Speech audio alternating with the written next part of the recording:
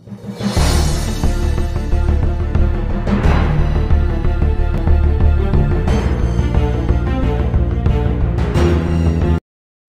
afternoon, happy Saturday, keepers of the cash, and a Savage Saturday it is. We are here with Savage Saturday Comic Review, episode 78, continuing the first arc story of Zula in Conan the Barbarian comics. And it went on to issue 93, I believe, and there was 2 reprints in the middle. The first reprint was issue 87, so we're not reviewing that. But you got great John Buscema, Ernie Chan art. But inside was a reprint story from Savage Sword of Conan, number 3, in color. So, fun issue. Great way to see the story both in color and black and white. And you can get a different feel for it and enjoy each one. But Roy Thomas was behind that month, and so they went with a reprint. And with him being the editor, he could make that call. But the story picked up in issue 88. And issue 88, by my favorite Conan team. And also, just a killer cover. One of my favorite Conan covers. So we have Conan the Barbarian, 88, all new. Belit is back, battling the hordes of hell alongside Conan and Zula. Titans 3 against the Serpent Throne. The Serpent Throne. Ooh. A killer fire cover. Our 3 heroes up front and center. John Buscema on the art. Ernie Chan on the inks. Nobody ever inked John Buscema better to me than Ernie Chan. I think he inked him even better than Big John inked himself. Of course, we got 2 other copies. Like I said, it's one of my favorite covers. I wasn't just going to have one. But let's get into it, because this was a fun chapter in this tale. And just a lot of goodness. In last issue, when we left off, Zula and Conan had just discovered Belit after defeating the Devourer of Souls. She was locked in a sarcophagus alive, and said that the king, Ctesiphon II, had put her there. When he discovered that she was helping Zephyra break in there, Belit's looking for her father, but in Luxor. But unknowns to Belit is that Zephyra is actually his sister and actually of royal blood. So the plot keeps thickening and thickening. So we begin with Conan, Zula, and Belit outside. Belit, of course, not in her traditional furs, and she's not liking it. You know, and she's letting Conan know. Conan's talking to her. He goes, "You say it was King Stefan who had trussed up and sacrificed to the Devourer of Souls, who had her trussed up, and all because the slave girl Nephthah turned out to be his sister." She's like, "Hey, Conan, he fears her." And then she asks Conan who the guy is with her, and she goes, "And since I'm the one who brought Nephthah here to Luxor, the king's own capital, he was hardly in a mood to. Wait, before I go on, who's your companion that hangs silently as a spy on my every word?" Because Zula's no fool. Zula's always paying attention. So Conan recounts the tale of how Zula and him teamed up and came to be together. And if you guys want to know that tale, check out my first couple Savage Saturdays. I think it began with 76, 77, and 78, recounting the tale of Zula's first appearance. And Belit tells a tale of how they were turned into snakes through this magic necklace that Zephyra had. And that Belit should have bewared her, but she could have, when Belit was unconscious, the girl could have killed her. So there was definitely no ill will of Nephthah towards Belit. But she did not tell Belit of her ulterior motive to take the crown back from her brother right here, who is but a puppet to the mages. And you can see he's a cowardly lot. And scared to be in power. And Belit tells a tale that she heard from Nephthah about how he doesn't go anywhere without a whole guard. And goes his advisors to make every decision. He's basically the yes man to the people who are actually ruling. He wants the power. They forced out his sister and enslaved her. So the person that is in power was what's the guy's name? I'm already forgetting it. Hath Horeb. All right, so Hath Horeb is the mage here that you see, the dude with the white hair, and he was running it through her brother, who is nothing but a coward. So they were discovered, and Blee immediately goes to arms, and she's fighting her way out with swords. And she's taking quite a few of the guards with her. And Blee was surprised to see that they fell into a trap where they put a skeleton dressed up in the king's garment. So when they turned it around, it was a skeleton. The king was hidden in safety by Hath Horeb. And Hath Horeb has basically possession of the king's will to make him do as he commands. So you're not sure if that kid's really as evil as he seems, but he's certainly not good. Alright, so you have the fighting going on. You see Belit grab the king, but it's all a ruse. As when she's escaping, the king turns into the Hath Horeb, who was posing as the king as soon as the turmoil had started up, so the king could get to safety, because he needs him as the ruling image of Luxor. Alright, so they're locking Belit up. She's finally overcome by Hath Horeb, who just waves his fingers. And Belit says, I remember the wizards gesturing simply. A weakening of my knees and arms, and the rest is like a waking dream. So even though she had slayed a bunch of the guards, was on her way out, he just went like this, and Belit was out.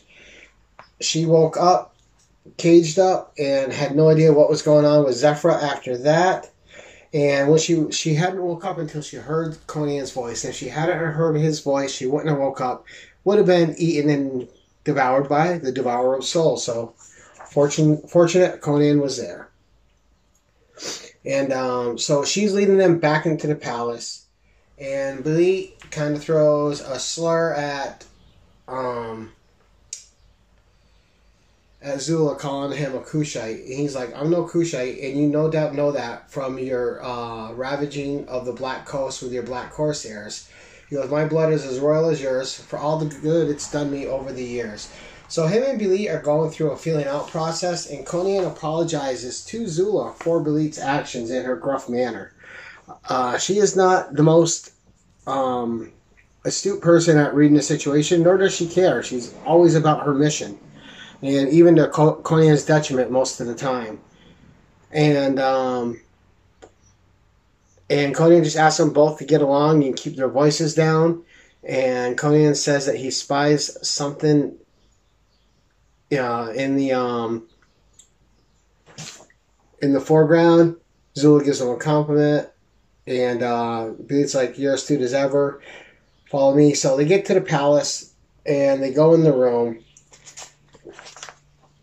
But once they get in there, they end up in a room where Belit can change her clothes back into the uniform, her clothes that she's more comfortable in. And Zula, of course, being a gentleman, averts his eyes. And him and Zula have a little kind of a fun talk to each other. And he's saying, when another cataclysm drinks the world, Zula, women will be putting on new robes to drown in. Making fun of that, no matter what the situation or how dire, they're taking the time to change clothes and keep up appearances. And Belit doesn't let that little jab go unnoticed. She says, you know damn well I can move more freely in clothes that weren't meant for a harem wench. That's all. Now let's go. Conan's like, lead the way. So they have their little moment. So they burst in and prepared in a room, and they're going in to try to get this king, and she wants to get the information out of him about what happened to her father. Is he still alive? If so, where is he being held? She aims to free him. So they burst in, and there's a surprise waiting for him. We'll give you a moment to soak in the art on that page. It's absolutely glorious. John Buscema is just a premier talent. So when they burst in, what they find is the executioner with his blade over Zephyra, and he's about to lop off her head, and that'll take care of any claims that she has to the throne. But Conan, Zula, and Belit have other plans, and Belit cuts him down quick and just takes care of that guy like he's nothing. Just slices through him like butter with her sword and leaves him dead. The king flees, the guards come in, and you got Conan and Zula fighting all the guards while Belit chases the king. The king ends up out on the balcony, and she's asking him, she's telling him straight out, she's like, what happened to Atrahasis, who had been king in Ascalon? She's asking about her father. That was his name.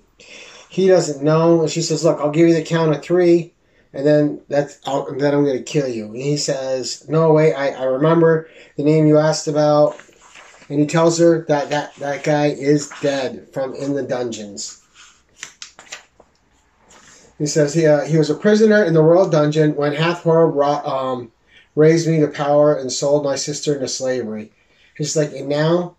And she said he needed more room for more prisoners, so he had him executed. That was his rationale. He just had him executed because he wanted more room for more prisoners. So a pretty heartless little king. And Belit just goes crazy. She's like, he was my father, you Stygian swine, my father. And he goes, and now for his death, yours. And he pleads. He says, no, take the crown, spare me. I never wanted to be king anyway. The power, it's all yours. You can have the kingdom here. Belit's having none of it. So you have all the pleading. You have Belit enraged right here. And she just kicks his little kingly ass over the balcony and lets him fall to his death. And you think that it might be over. But it is not. Out come more guards. And Zephyr, who is her friend, is now commanding them to be locked in the dungeons. And Belit is swearing to gut her and kill her, but I think everyone can tell that she is not herself. I think she is now under the spell of Hathor. So things are still not turning out for our 3 guys. So, and they're threatening Belit, Conan, and Zula are threatening to murder everybody in there. They're going to make a last stand. They're not going to stand down. And Hathor kind of, he panics a second. He's like, fools, I can counteract your primitive gestures with my own sophisticated spells. It is but a moment's work. And then you shall suffer all the torments of the damned. But Belit has a spear in her hand, and she's actually above him, still in the balcony, and tosses it, and it goes right through him. And he is now dead. And they take off. Conan, Zula, and Belit run, and Conan's like, you've done quite enough for one day in my estimation. Belit, your father, and she's like, please, Conan, just keep running and shut up. And you can see the tears running down her eyes. The realization that her father is gone and dead. This whole mission was for nothing. All their lives were risked, and there was no reward at the end. Nothing for her to reunite or reconnect with, or even save the father that was taken from her so long ago. And Conan, Zula, and Belit are on their way out. And that's where our comic that's where our comic ends for today. Now, next time we're back, next week, we will go into issue 89, the next part of the saga, and continue this. And we are on our way to Belit becoming a queen, but we're not there yet. So we're going to keep that in the works for you guys. So a really fun issue, a really great issue. Conan and Zula proven to be just fearsome warriors. Belit also a fearsome warrior. A little bit blinded by what she wants sometimes. Her single-mindedness is usually what gets her in trouble. Where Conan, it's his weaknesses with gambling, mead, and women, which usually will lead him into trouble. Belit is all about jewels, greed, and power in the power play, and that's what leads her into the situation she's in. This is a selfless mission for her, though, to save her father, and it didn't go well. She didn't get the verdict she wanted, and we're going to see what happens in the next issue, and if Zephyr has anything else to play in that. But that's it for today, guys. Until next time, keep it casual. Attention all, use channel sponsor Rogue Trader at theroguetraderutah.com and my code Keep it casual for 10% off your comic cleaning and pressing needs. Remember, when submitting your books to be graded, use a trusted professional.